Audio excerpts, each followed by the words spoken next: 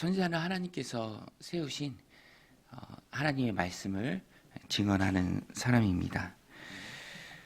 오늘 본문에 보면 선지자가 선지자의 역할을 충실하게 감당하는데요. 선지자는 하나님의 말씀을 전할 때 특별히 백성들의 죄를 지적합니다. 하나님은 죄에 대해서 진노하시는 분이시죠. 15절에 보면 이스라엘의 하나님 여호와께서 이같이 내게 이르시되 너는 내 손에서 이 진노의 잔을 받아가지고 내가 너를 보내는 바 그 모든 나라로 하여금 마시게 하라. 이 진노의 술잔이 메타포로 나옵니다.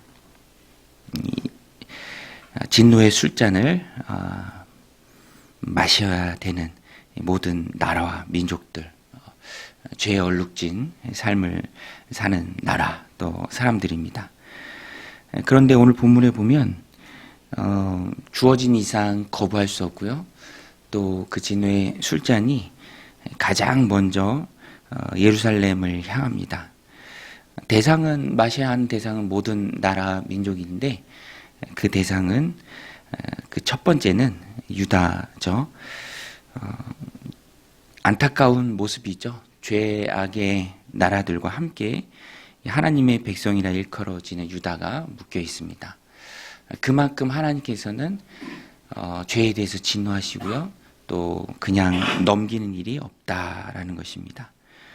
오늘 말씀 마지막 절에도 나옵니다. 하나님께서 얼마나 죄를 징계함에 있어서 강한 의지를 가지고 계시는가. 29절에 보면 보라 내가 내 이름으로 일컬음을 받는 성에서부터 재앙되기를 시작하였은즉 너희가 어찌 능히 형벌을 면할 수 있느냐. 면하지 못하리니 이는 내가 칼을 불러 세상의 모든 주민을 칠 것임이라 하셨다라.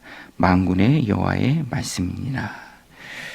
내 이름으로 일컫는 내 백성부터 그 진노의 술잔을 받는데 다른 모든 나라가 어찌 그 진노의 술잔을 거부할 수 있겠느냐. 하나님은 그만큼 죄를 미워하십니다. 오늘 우리도 그런 하나님의 마음을 깨달아 알아야 하고요. 물론 우리는 예수 그리스도 안에 있기에 하나님의 자녀가 되었고 모든 죄의 책임으로부터 용서를 받은 자들입니다. 그러나 자녀가 되었지만 그 이후에도 우리가 맞서 싸워야 할 것이 바로 죄죠.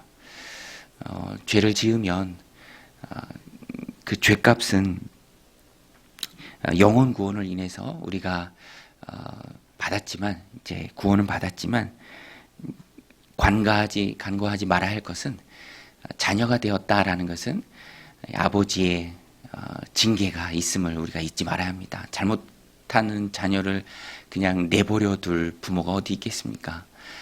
잘못을 범하면 반드시 징계가 따른다라는 것입니다. 오히려 그 징계가 우리가 하나님의 자녀라는 증거가 되는 것이죠. 그래서 구원받은 이후에도 우리는 죄를 멀리해야 하고요, 조심해야 하고요, 또 징계를 두려워해야 합니다. 하나님을 무서워하는 마음을 가지고 정신을 차리고 이 땅을 살아가야 하는 존재들입니다. 그것을 오늘 본문의 이 진노의 술잔이 잘 말해주고 있습니다. 모티브로 등장하는 진노의 술잔, 피할 수 없이 마셔야 합니다. 그것을 보면서 피할 수 없이 마셔야 하는 나라 또 사람들을 보면서 우리가 그리스도인으로서 깨닫는 게 있는데요. 그것이 무엇이냐면 죄에는 청구서가 있다라는 거예요. 죄에는 청구서가 있다.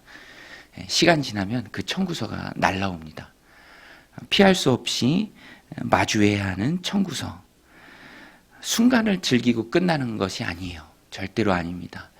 하나님이 죄를 미워하시는 거룩하신 분인 이상 반드시 어느 날인가 그 죄의 청구서가 날라옵니다. 하나님의 백성도 예의가 아닙니다. 다윗 보세요. 다윗이 범죄했을 때 아무도 모르고 끝날 줄 알았지만 절대 그렇지 않죠. 하나님을 속일 수는 없습니다. 하나님은 다 보시죠.